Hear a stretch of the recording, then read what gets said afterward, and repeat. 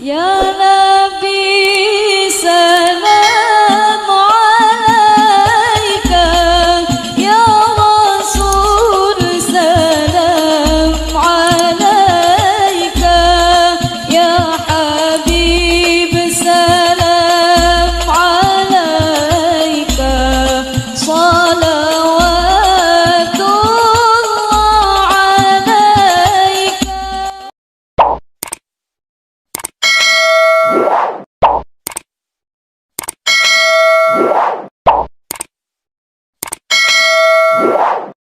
Bismillahirrahmanirrahim. Assalamualaikum warahmatullahi wabarakatuh. Alhamdulillahi wa kafa. Wassalatu wassalamu ala rasulillahil mustafa wa ala alihi wa sahbihi wa man wafa wa ba'd. Saudara-saudariku dimanapun Anda berada, semoga kita senantiasa dimuliakan dan diberkahi oleh Allah Subhanahu wa ta'ala. Setiap kita tentu berharap bahagia dalam menjalani kehidupan di dunia ini. Bahagia secara pribadi, bahagia menjalani kehidupan berkeluarga, dan bahagia pula menjalani kehidupan sosial dalam konteks bermasyarakat, berbangsa, bahkan bernegara. Allah Subhanahu wa ta'ala memberikan pedoman kepada kita yang mengantarkan pada kebahagiaan sejati dalam menjalani kehidupan yang ternyata bukan hanya di dunia semata, tapi di setiap tempat, ruang yang kita pijak, waktu yang kita lalui di dunia, di alam kubur, sampai kembali kepada Allah Subhanahu wa ta'ala di akhirat kelak. Di antara bentangan kebahagiaan yang diisyaratkan di dalam Al-Quran, yang menjadi firman Allah Subhanahu wa ta'ala dan juga pedoman kita berkehidupan, ada yang terkait dengan amalan atau perbuatan-perbuatan yang melahirkan kebahagiaan. Ada yang terkait dengan waktu-waktu yang potensial menghadirkan kebahagiaan. Dan ada pula tempat-tempat yang mendukung terwujudnya kebahagiaan. Bahkan menariknya, Al-Quran menyadarkan kita tentang kebahagiaan yang sejati, berpindah dari kebahagiaan relatif. Relatif tentu akan kembali kepada sosok-sosok dengan pengalaman-pengalaman tertentu yang membahagiakan. Bagi pemain sepak bola, mungkin kebahagiaan itu hadir saat ia bermain bola. Bagi seorang insinyur, mungkin kebahagiaan itu lahir ketika ia boleh mendesain bangunan tertentu sampai berwujud. Bagi seorang ilmuwan, kebahagiaan itu mungkin boleh jadi hadir ketika ia berhasil menemukan karya tertentu yang fenomenal. Kebahagiaan pada akhirnya akan menjadi relatif jika ditarik ke dalam teori-teori manusia, karena akan mengacu pada pengalaman dan latar belakang yang merasakannya. Maka Al-Quran mengajak kita beralih kepada kebahagiaan yang sejati, yang disiapkan oleh Allah pencipta kita semua. Apa saja amal yang kiranya akan mengantarkan kita kepada kebahagiaan. Allah Subhanahu wa ta'ala menariknya membuka Al-Quran pada detil rincian yang dimulai dari surah Al-Baqarah. Setelah menyampaikan intisari Al-Quran di Al-Fatihah, lalu merinci itu dengan detil pada surah-surah berikutnya. Di pembuka surah Al-Baqarah ayat 1 sampai dengan 5, Allah membentangkan kepada kita berbagai macam amalan yang sejatinya mengantarkan pada kebahagiaan yang hakiki. Di ayat 5 kita bisa baca, ulaika ala hudam mir rabbihim wa ulaika humul muflihun.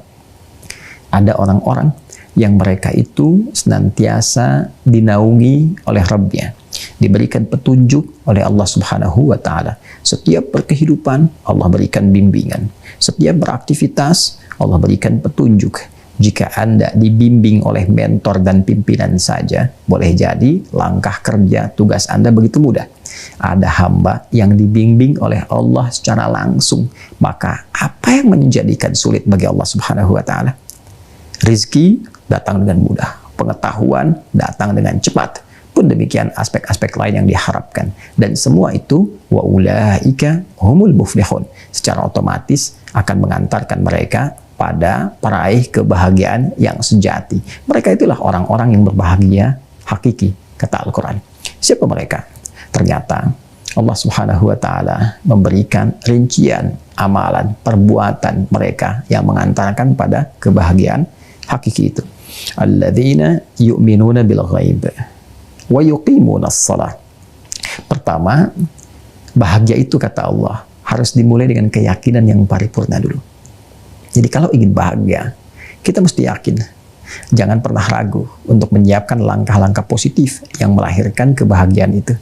Dan puncak keyakinan itu adalah ketangguhan kita untuk menautkan segala harapan, ketinggian cita-cita itu kepada Sang Pencipta, kepada Allah Subhanahu wa Ta'ala. Walaupun belum tampak dalam pandangan kita, gaib sifatnya, tapi karena kuat keyakinan kita, digantungkan keyakinan kita kepada seluruh ketetapannya, maka sikap positif itu adalah pengantar kebahagiaan yang sejati.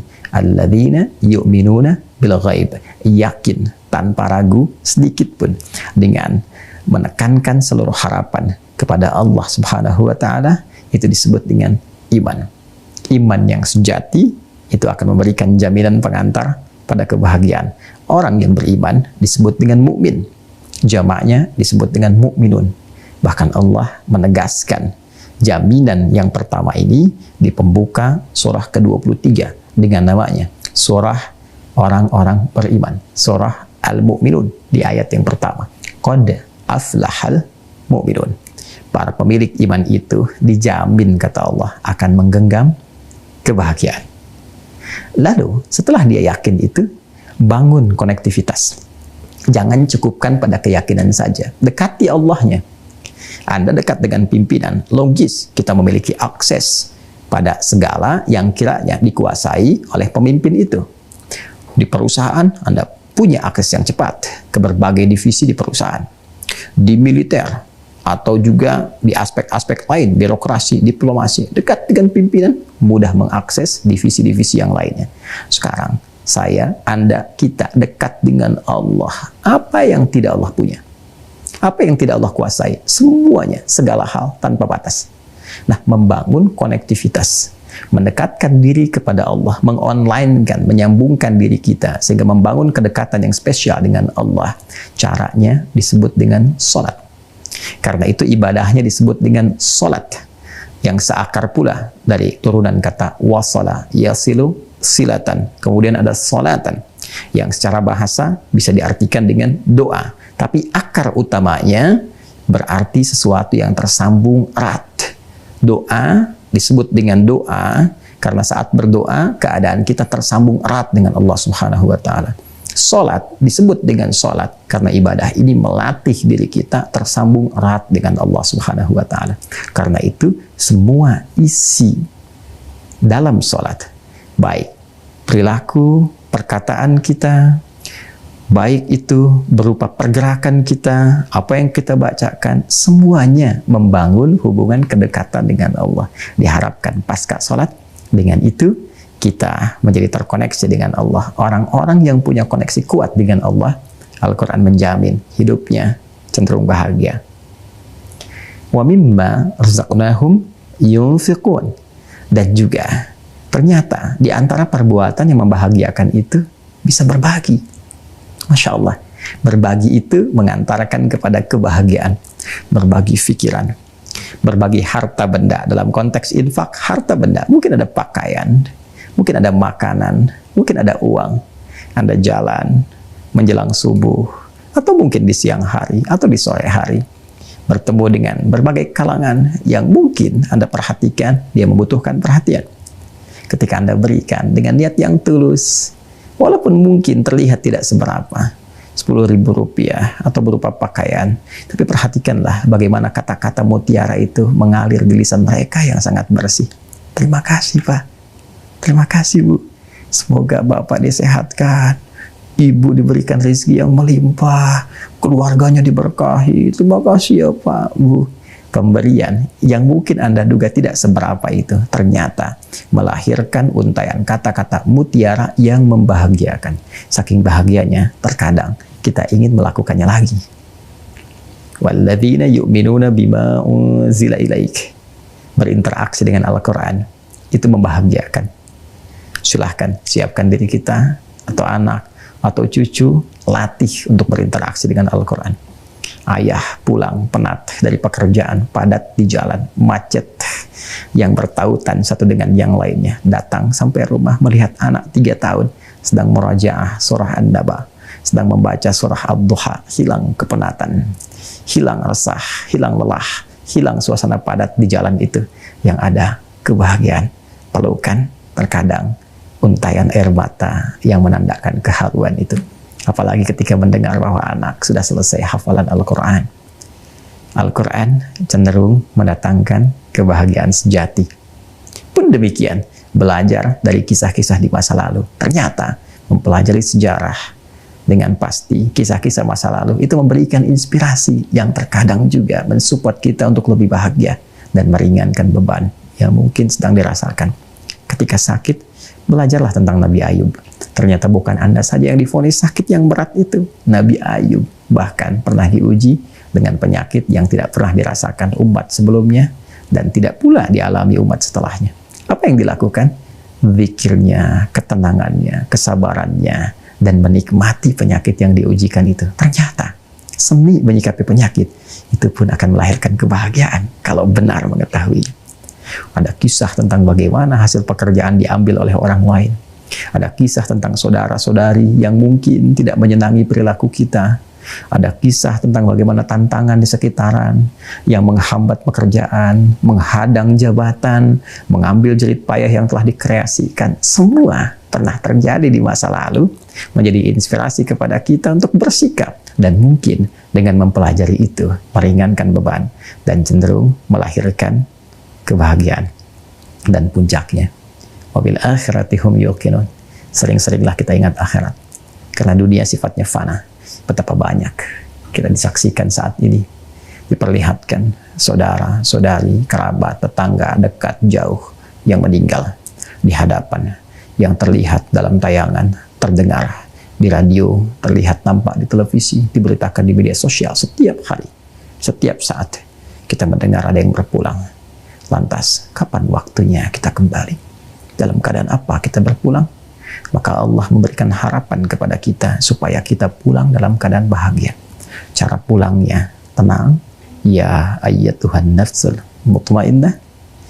Di akhiratnya saat kembali ringan, hisaban yasira, dan tempat bernaungnya pun nyaman, mulia, enak dalam keabadian.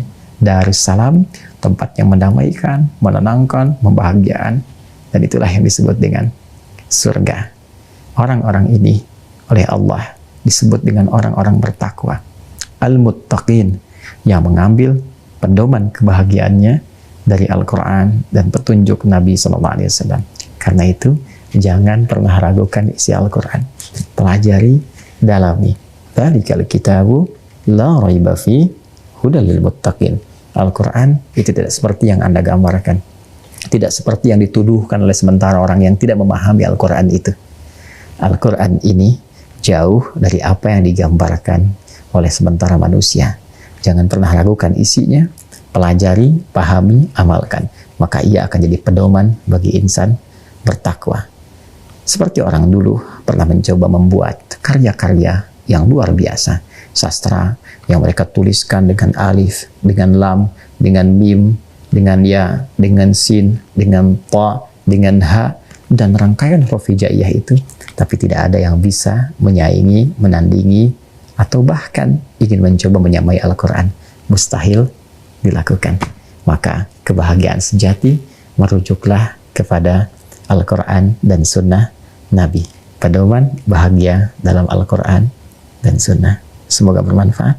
Assalamualaikum warahmatullahi wabarakatuh.